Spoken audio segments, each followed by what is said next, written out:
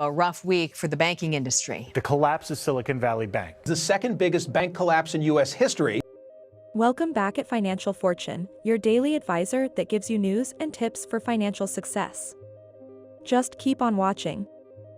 SVB is a commercial bank based in California that caters to the startup and VC industries. It was founded in the 1980s. There was a massive hole in the market back then because most established financial institutions were wary of investing in tech startups, out of fear for their money. When deciding who to lend money to, banks typically favor borrowers who have a high likelihood of repaying the loan, such as first-time homeowners or long-standing businesses. Small numbers of defaults can be disastrous if your interest rate margin is only a few percentage points, which is why most banks are rather stingy with their loans. Startups in the technology industry represent the complete opposite. A study by Harvard Business School found that 75% of startups with venture capital fail. Contrarily, if the tech startup is successful, it could be worth 1,000 times as much. If you're a venture capitalist, all you need is for one or two of your startups to succeed to cover your losses. If a bank were to lend money to Google in its early days at a 5% yield, they would only make a 5% return on the investment even if Google's share price increased by 50,000%. That is why it is so challenging for new businesses to secure financing from traditional sources like banks. To address this issue, SVB came up with a novel strategy. SVB was willing to lend money to tech startups, but only on the condition that the companies issue warrants in exchange for their financing. Warrants are similar to call options in that SVB will benefit from the increase in equity value if the startup's stock price rises. Silicon Valley Bank has been able to form in-depth relationships with early-stage tech startups due to the bank's singular focus on these businesses. These thriving young businesses continue to rely on SVB as their primary bank, providing the financial institution with a steady stream of deposits at a low cost. Because of this competitive edge, SVB is able to operate with a more efficient cost structure than more traditional banks, which must bear the expense of maintaining a widespread network of retail branches and are less immersed in the emerging business sector. SVB also gained prominence as a preferred banking partner for venture capital firms. Keep in mind that many of SVB's customers are unprofitable tech startups. The collapse. They have to keep dipping into their savings just to pay the bills.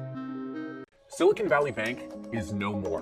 And in the last 24 hours, many founders, investors that I've talked to have been desperately trying to get their money out. Our banking system is in a fundamentally different place than it was, a decade ago. Many economists are now asking if the Fed will hit pause on further rate increases. The question now, though, is whether the collapse of this tech-friendly regional bank is the start of something more serious, or just what happens when higher interest rates give companies less room for error.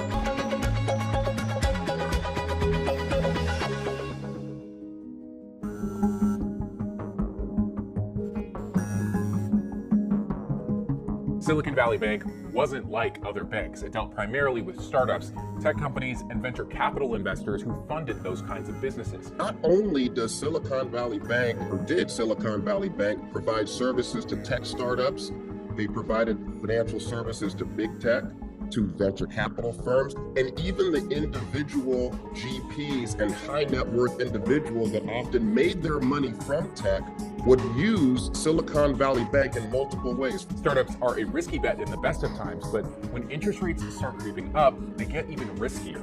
Interest rates represent the cost of borrowing money, and fast-growing tech companies need to borrow a lot of money to keep growing, and in some cases, to stay alive before their business models can start turning a profit. And with the Fed hiking interest rates in order to fight inflation, that means riskier areas of the financial system, like crypto and tech, are prone to getting hit the hardest. This is really a story of an entire regional banking system that was in peril, and the canary in the coal mine may have been Silicon Valley Bank. And we're gonna investigate. There's gonna be plenty of things that all of these banks did wrong, but this parabolic move in rates, right, really dismantled the hold to maturity portfolios of these banks. Startup clients needed cash to shore up their books because of high interest rates, so they started withdrawing money at Silicon Valley Bank. At the same time, Silicon Valley Bank's reserves were also vulnerable to interest rates. The bank's reserves were mostly backed by U.S. government bonds that SVB bought when interest rates were much lower, around 1.5%. When money came gushing in during the COVID crisis, with all of the stimulus money, Silicon Valley Bank put a lot of that to work in what were at the time high-yielding assets.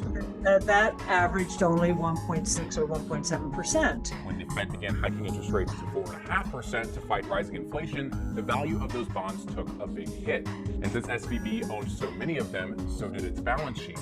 Things came to a head after the collapse of crypto-focused Silvergate Bank on Wednesday, March 8th. High-profile venture capitalists like Peter Thiel began telling people on social media to take their money out of Silicon Valley Bank.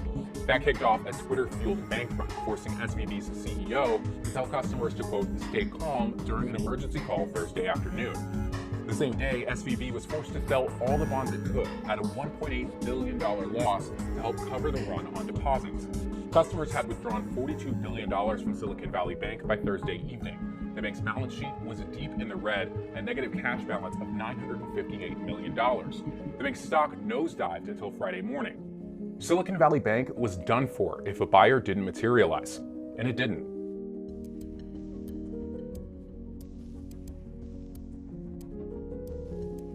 Contagion was spreading. Signature Bank was the next firm to go under. Federal regulators quickly stepped in to make sure depositors could access their money. Depositors at Silicon Valley Bank have up to $250,000 in protection per account ownership category from coverage through the Federal Deposit Insurance Corporation, or FDIC. But because the clientele at Silicon Valley Bank weren't like regular bank customers, they were venture capitalists or tech startups, many depositors had more than $250,000 in deposits. Many of these depositors, as with one of your earlier guests, they're basically running small and medium-sized businesses. They're startups with a few dozen maybe people on the payroll, so we shouldn't think of these as all large and sophisticated. Over the weekend, the U.S. Treasury Department designated both Silicon Valley Bank and Signature as systemic risks, allowing the government to come up with a plan that fully protects all depositors. Now, almost immediately, some criticize this move as another bailout of the banks, just like in the financial crisis of 2008. But unlike 2008, when taxpayers covered the bill to bail out bank giants like Wells Fargo, JP Morgan, and Citigroup by the billions, SVB is still closing, and taxpayers aren't on the hook for the cost to protect deposits. No losses will be, and this is an important point, no losses will be borne by the taxpayers. Wall Street will pay the bill instead. The Deposit Insurance Fund, which is funded through quarterly fees imposed on FDIC-backed banks, is covering SVB's deposits. At the same time, the Fed is offering new short-term loans to banks to help them fight off any contagion. The large banks do not have a problem. I mean, with all of the capital standards that they have been subjected to since 08-09, they've actually been too flush with deposits. They don't want to make that many loans.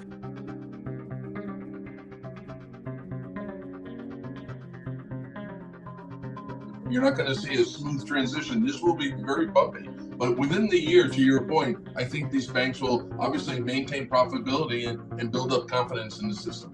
Now that contagion is what everyone is watching for now. That's why other regional banks like First Republic, PacWest, and UMB saw huge losses on Wall Street as investors feared more bank runs.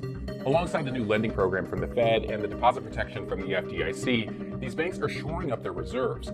First Republic, for example, told CNBC it wasn't seeing that many deposits leave, but it still received new liquidity from the Fed and JP Morgan just to be safe. Americans can have confidence that the banking system is safe.